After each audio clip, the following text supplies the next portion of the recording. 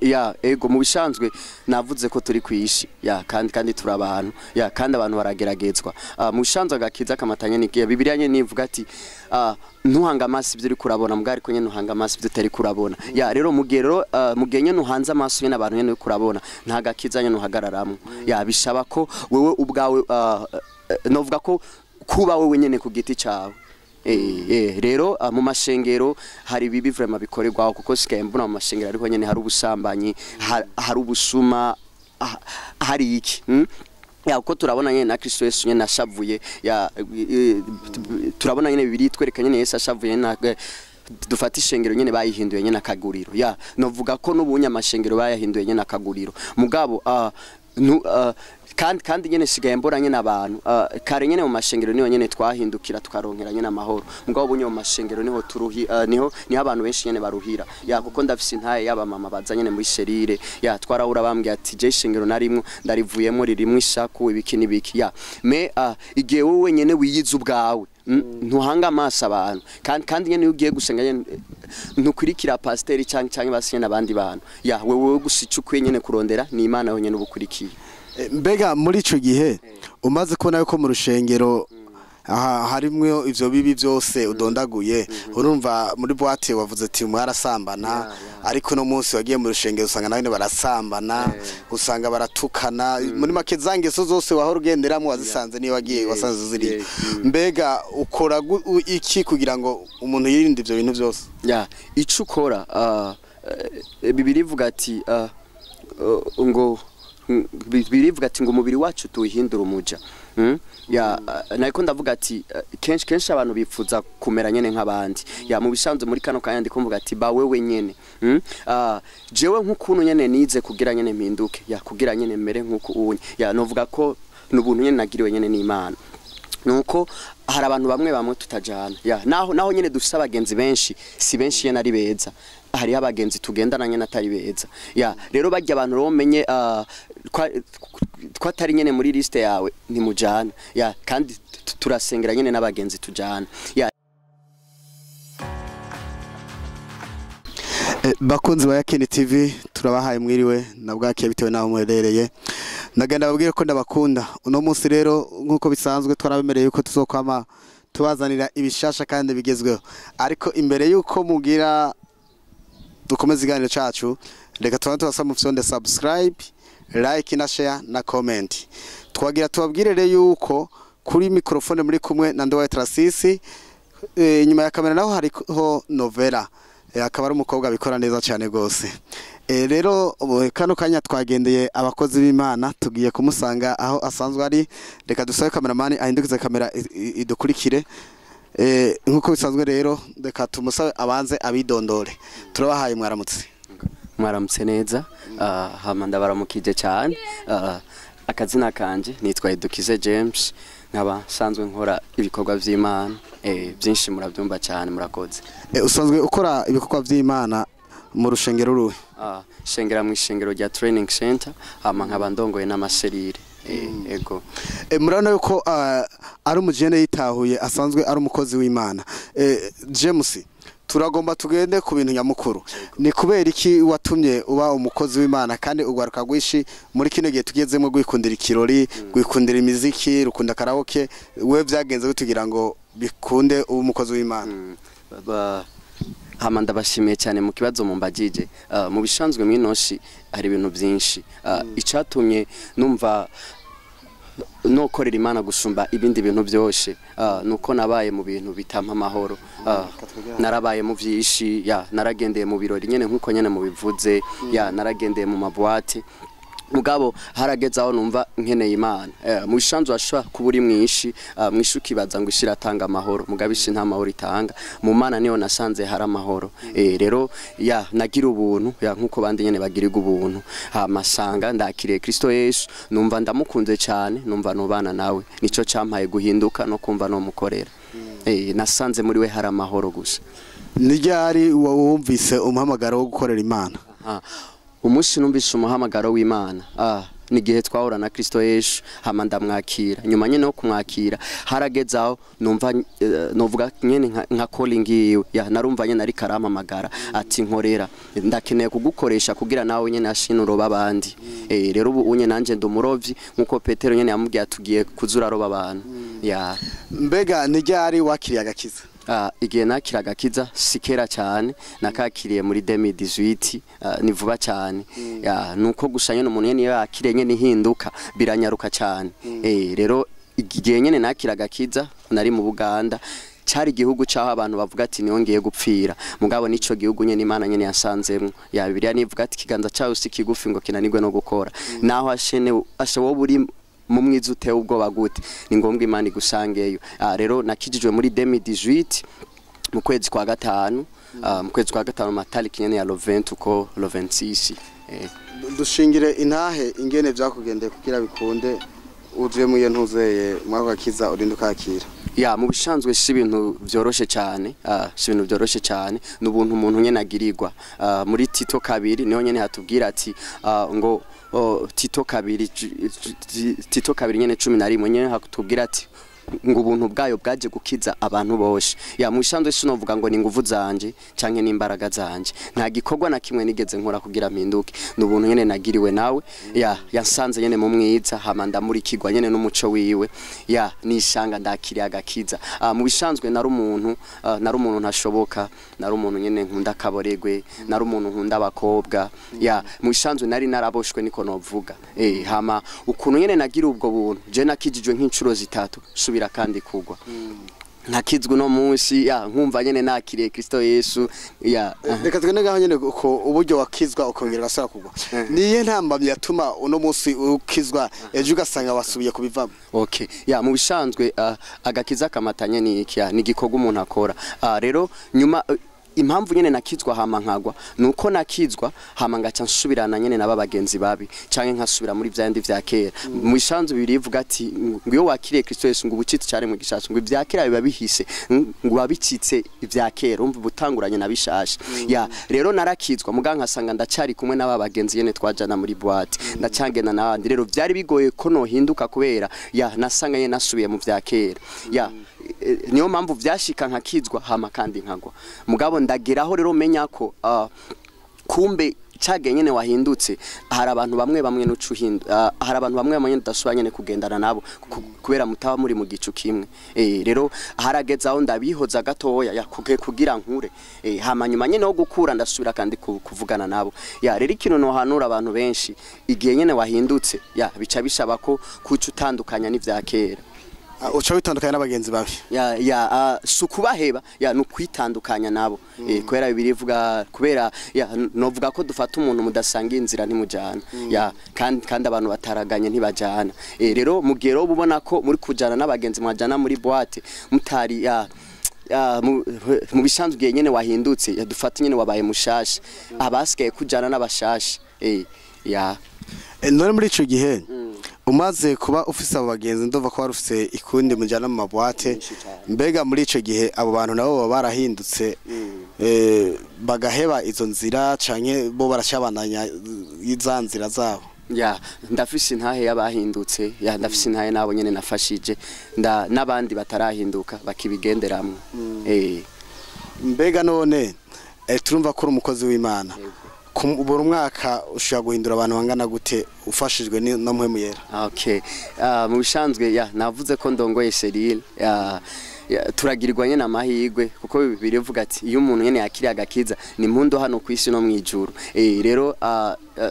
birashika kukiraza intama nyene zazimiye ni nyinshi cyane rero twege turavuga ubutumwa hama bakakira Kristoesho rero novuga ko sino kwishingira intati ngo ndaroba benshi cyane mugabo nshobojwe namwe mwera hari bamwe bahinduka biciye mu ivuga butumwa niki wobwira ugwaruka gwa kino gihe goba rugendera muri izo ngeso nawe harugenda mu kera nuko no bahanura ko hano kwishi nta buzima buriho ubuzima buri muri Kristoesho kandi byo kwishi biragutse cyane kandi biraryoshe vraiment mugabo biguhinduka nabi mugabo muri Kristoesho hari umunezero kandi n'umunezero iyo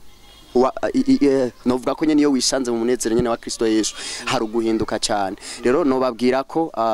botandukanya nibibi ya hama bakegera Imana kubera nasanze hanze nta mahoro kuko narageze naho numva ubwanje nyene niyanse numva nyene no kwiyahura kuko kwera iki nari nkeneye Imana hari ivy'isi biguhinduka ya n'abantu nyene bakaguhinduka ya mugaye Imana yo ntishobora kuguhinduka ya rero no babwira ati muri kano kanya barabona ko biryoshe ya mugabo bishoboye guhinduka rero begera Imana hakiri kare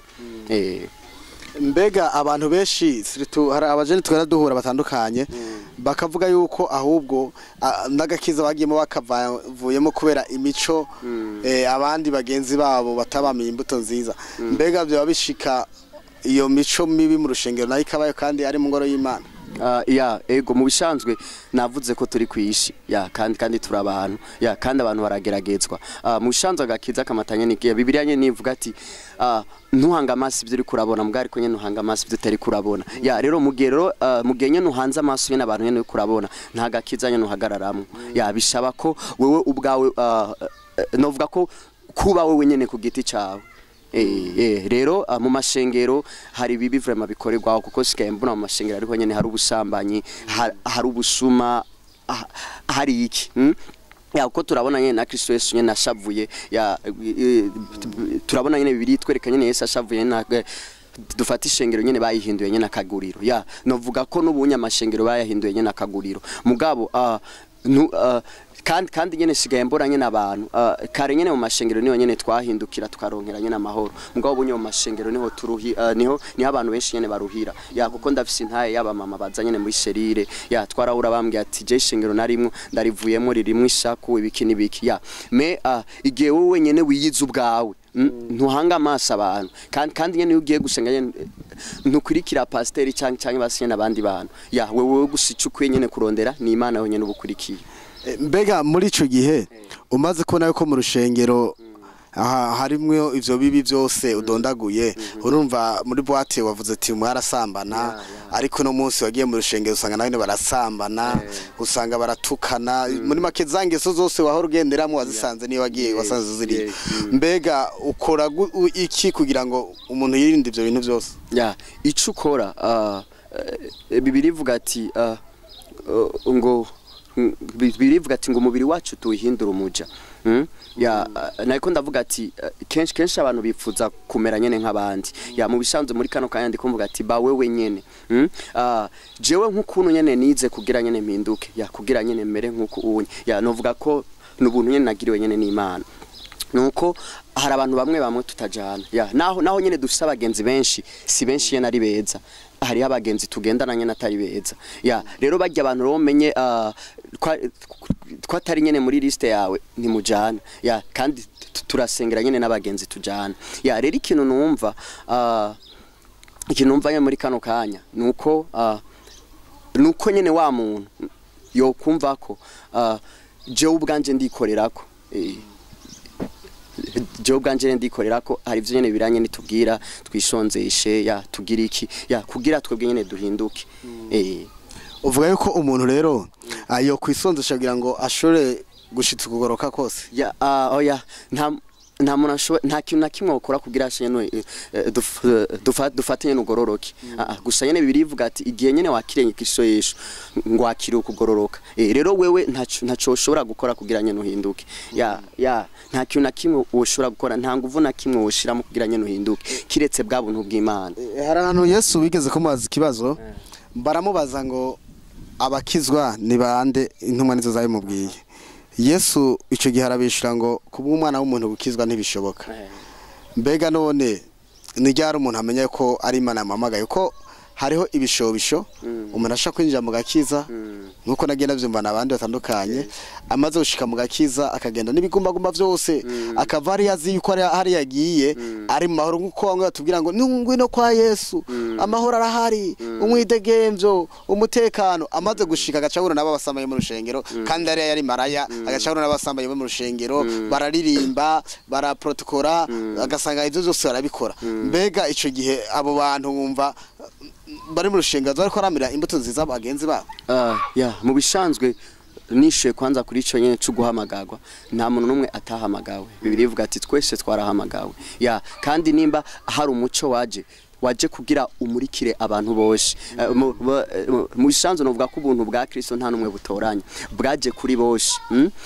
hama ikindi kintu naco novuga igihe cage nyene watahuye ko nyene wahamagawe nyene na Kristo Yesu ya nuko ucutangura nyene kuba nyene muri ubwo buntu bwiwe ikindi naco nariko ndavuga ati nta muntu yoshobora gukora ikintu kugira nyene akayangane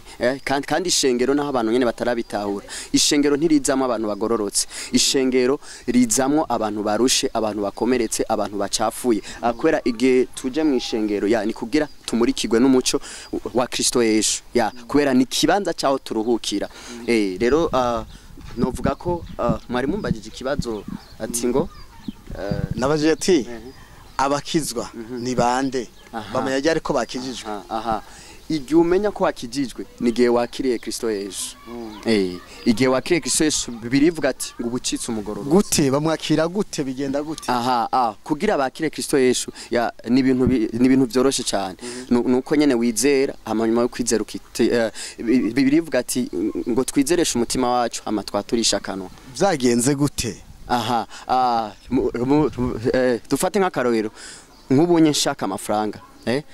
ndayarondera ya rero nigihe rero wumva ushaka Kristo Yesu ya nuko nyene wumva inyota nyene kumunyotewe nyene umukeneye ya rero igihe rero umukeneye wumva ko hageze nyene kubana nawe ikintu ukora ni gikorwa gisanzwe cyane ya nuko nyene wegera umuntu ukavuga ati ndanyotewe Kristo Yesu nimba naho muri jewe nkiboshwe na bya bintu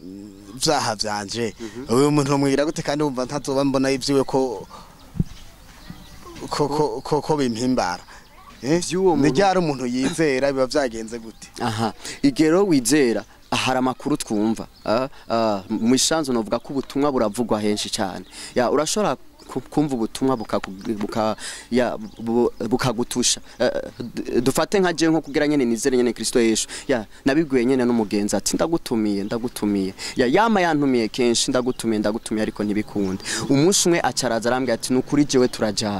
turajana gusenga namwe ati reka noge vraiment tugende niwe yamfashije arambye ati nta handi hari ubuzima rero novuga nyene ko ari ubuntu ya n'ubuntu tugirirwa kugira nyene dukizwe mbega umuntu agakiza niki agakiza novuga ko ari imbuto yera ya ni imbuto umuntu yakira muri we ni imbuto nyene itanga basiye nihinduka ya ni kintu wakira muri we kikagwanya nihinduka nijyare umuntu yakira iyo mbuto igihe wakira iyo mbuto ni gihe waturishije akanwa kabati ndakwakiriye cyagivuza ati ndakwakiriye muba mubanye nyene na yambuto mu bisanzwe birivuga ati ngo tuba tuvutse ubwa kabiri igihe umuntu yakiriye mbuto imbuto tuyakira igihe twakiriye Kristo Yesu nijyare umuntu yakira Kristo igihe tumwakira nigihe twaturishije akanwa kacu tukamwemanga ati ndakwakiriye byagenze gute ya twaturishwa n'abantu ya n'abakozi b'Imana mbega agakiza karashoboka umukozi w'Imana atakwatuje agakiza ego cyane goshe kubera n'ubundi naho hova abakozi b'Imana mu bisanzwe ihinduka ririho ihinduka ryamaho kuko Bibiri ivuga ati ngo Kristo Yesu yitangiye abantu benshi rero igihe ndashobora nko kuba ndi mu cyumba ndiko ndumviriza nyene nka video call canke ndiko ndakurikirana umuntu kanaka hambwira ati ni wature nkaturisha kano canke nkasoma Bibiliya nkumva umurongo urankoze ko nkumva ndamwakiriye uyo muntu atarasoma Bibiliya uyo muntu atarinjira mu rushengero uyo muntu ataramenya ko ivyarimo ko ubundi abandi babona yuko bari mu munezero bibere muri feelings reka dusabe kameramani adufasha abana begerweyo ntamenye kamera hanyuma uwo muntu ataramenya umwami Yesu uwo muntu atarahura nawe nivyo we ntavyarumva nijya arazohura na Yesu bizogenda gute ndagomba kuduha umuco neza nijya ari umuntu amenyana na Yesu nijya ari umuntu yakira kugakiza ndegomba utwugurukire neza umureka aradukurikirana yumva ingene yo bigenza kugira ahure na Yesu haleluya kuko si bose ndumva hari hagahaze kugira ngo umuntu nabaje agakiza niki sinatahukiwe neza nabaje tumurikira umwami Yesu gute sinatahukiwe neza aho hose sindumva yuko nokizwa mu byumaze kuvuga sindumva yuko umuntu ariko akumviriza yo havura yakira umwami Yesu bigenda gutubwira umuntu yakira umwami Yesu mu bisanzwe birivuga ati ngo murabikora nkahora mukibaza ko ntabizi mu bisanzwe ubutumwa bwaravuze ubutumwa buravugwa mu radio ubutumwa buravugwa mu televiziyo ubutumwa buravugwa mu makartier ubutumwa buravugwa mu ibarabara nta muntu numwe yohagarara akavuga ati sinigeze numva ubutumwa rero muri ico gihe nisho nyene aho nyene ati none nihe uwo muntu azohurira n'ubutumwa kugira nyene yumve Yesu novuga ko Yesu yaramamaye cyane ahantu hose agenda aravugwa kuko nagenda mu evangeliste ndavuga ubutumwa nyene mwibarabara rero benshi basinyene barirengagiza ubwo butumwa kandi sinovuga ko batazokwigera nyene bahura nyene na Kristo Yesu bazohura nawe dufate nk'akarorero dufate moto basiyene yajeho kuki ni moto nyene ya Yamaha dufate umuntu nyene yuri moto nyene yajeho kuki hama nyene nunda hakaba nyene nunda kurira moto nyene ya Yamaha bose bakavuga ati tugende muri ville tangura gushika umuntu nyene wa Yamaha mugari ko ntibisigura nyene wajeho kuki nyene ntashika nabo nyene ntibisigura ati ngo ntibazohura na Kristo Yesu bazohura nawe me ikibazo gihari ubutumwa buravugwa henshi mbwa abantu ntibabwumva rero agakiza naye navuze agakiza ni impinduka umuntu yakira mu bisanzwe agakiza kamatanye n'igikorwa Kristo Yesu yakoze ku musaraba igorogota igikorwa cyose yakoze gifise ico kivuga ku muntu wese reka tugana ku musozo ndagomba kubaza ikibazo cyane udusigurire neza mbega nijyari umuntu yakira ku gakiza mbega umuntu mu kwakira gakiza pastor arakenewe canke birashika umuntu akaba ari ahantu atampasiteri ahari kuko si hose ari ishengero ntabwo imana yose ari ishengero nijyari mbega kiza umuntu karasha kumusanga mu nzu karasha kumusanga mu barabara karasha kumusanga mu modoka karasha kumusanga iyo ari oye muri boîte nijyari umuntu yakira agakiza hesa bayizagire cyane hama agakiza tukakira igihe twumvisha ubutumwa bw'Imana hama novuga ko nari navuze kubutumwa ntawo budashika ubutumwa bushika henshi mu maradiyo buravugwa mu matelefone so igero umuntu yumvise ijambo ry'Imana habakenewe ko yizera ijambo haleluya kuko Bibiliya ivuga ati ngo wizera ngo ko yapfanye nawe hama munyakazukana nawe uwonya azoronka impinduka so kugira rero wakire agakiza nigihe nyene wizeye iki jambo ry'Imana rero navuze ko agakiza ni impinduka umuntu nyene yakira kuko Bibiliya ivuga ati ngo ndabarungikiye ijambo ryo kubakiza no kubatabara mu bisanzwe agakiza kaza kudukiza no kudutabara igihe rero tukakiriye tuba twakiriye impinduka dufate naho sinovuga ko hari umuntu basatumva ubutumwa kuko ubutumwa buravugwa cyane kandi ndabihamya kwera hari ikanguro mu Burundi vraiment ariko riravugwa rero igihe umuntu novuga ko kuko nyene birivuga ati ngo umugorotsi wanje azobeshwa nyene no kwizera igihe nyene twumvise ijambo ry'Imana tukaryizera rica ribana natwe nuko ndumva nari muri ico gihe umugorotsi amaze kubeshwa no kwizera haro abantu iyo bamaze gukizwa urakoze badashobora gukora akazi na kamwe umuntu usanga se aguma gusa agenda asigereza umukozi w'Imana amazi niwe ntashoye gukora amako mu mpuza akore ahubwo gwaruka worohanura iki Bibiliya ivuga ati ukwizera kwacu tukumatanye n'ibikorwa Bibiliya kandi gacivuga ati ukwizera kutagira ibikorwa kuba gupfuye ico no bahanura ukwizera ni vyiza cyane mugabo uko kwizera kube kumatanye n'ibikorwa nimba dufatanye yariza amashure akaba yizera ko azoronka akazi kugira kwa kwizera kwiwe kumatanye n'ibikorwa amanza kwanza kwiha akazi wenyene nimba dufatanye nizeye ko ngira nyene mu kumunani nzogura basiye n'imodoka mu kwicenda imodoka ikintu nyamukuru manza gukora manza kwanza kurondera kwanza perme urumva nukwizera kufatanye n'ibikorwa rero no hanura abajene abantu boshe ukwizera kwabo kumatane nibikorwa nibicare gusa muhira ati ngo hazoza amanu ikisigihe cy'amanu kuko turi mu buntu nigihe nyene Imana nyene novuga ko nyene Bibiliya ivuga ati nyene wizoherekezanye n'ibikorwa by'iminwe yacu rero haguruka dukore kandi twizeye niko novuga ukwizera kwacu kumatane n'ibikorwa mukozi w'Imana muri kino gihe hari ibintu byeze aho usanga umuntu wese abaye afise imetero 3 kuri 2 cyangwa 3 kuri 5 yugura urushengero kandi ugaca usanga uwo muntu yugura urushengero umuciye hirya no hino kumango ni nyamba ni apotre abandi nabo kumango ni bishop ukaraba bishop abishopingiki ugasanga afise abantu babiri canke batandatu ugaumva mu apotre ukaraba abantu afise ugasanga afise abantu 15 ariko ni apotre agaca genda mu bantu ntagomba gukora akazi n'abayoboye nabo nyene bama muri zara mashaka ya n'ibindi ntibashaka gukora nabo ngo n'abapotre ngo bazoshobora no kwizera aho hantu nta buzimiro bwa burimo novuga ko mu bisanzwe nyene buriho cyane kuko ubonye ntituri mu gihe cyaho dutuma munsi nyene kutwumviririza Imana kuko ubonye biroroha ko twumva Imana biciye mu ijambo ry'Imana rero nimba Imana nyene yakwibwiriye ati nkorera nta kindi gikorwa ndakwemereye gukora nkorera je nzokubeshaho nkuko nyene nabeshejeho ba Mose bande ico gihe biroroshe nkorera jewe nzokubeshaho nkuko nabeshejeho nyene ba Eliya mugabo bivana n'ijwi ry'Imana nyene dufata umuntu nyene yumvishe mu bisanzwe na ahandi Bibli tubwira ukwizera kwacu tukumatanye n'ibikorwa atabikorwa ukwizera kwacu kuba gupfuye sino kwizera ko mbona iterambere ntariko ndashirako n'ibikorwa bisaba ko ryaterambere cyanje riba riri kumwe n'ibikorwa ikibazo rero nuko hari abantu benshi mu bisanzwe novuga ko nyene yerekwa nyene rimatanye n'ibintu byinshi hari abantu hari bamwe nyene bihamagara hari abandi bahamagagwa n'abantu hari n'abandi nyene bahamagagwa nyene n'Imana hari benshi babona ishengero nyene ko ari business n'abandi baza nyene gukorera Imana rero muri ico gihe novuga ko ni vyakanya gato rero ikintu numva muri kano kanya no himiriza nk'abajene nobwiranye n'abajene nuko ukwizera kwabo komatana n'ibikorwa ntibashire nyene amaboko nyene mu mifuko ahubwo bayakureyo bakore kandi nibatangura business ndazi ko Imana nyene izohezagira kwereka ibizeye Imana reka tubashimire ku kanya mwafashe ko turamisha abanwanyi bacu yego reka ndabasaba babwira akajambo kanyuma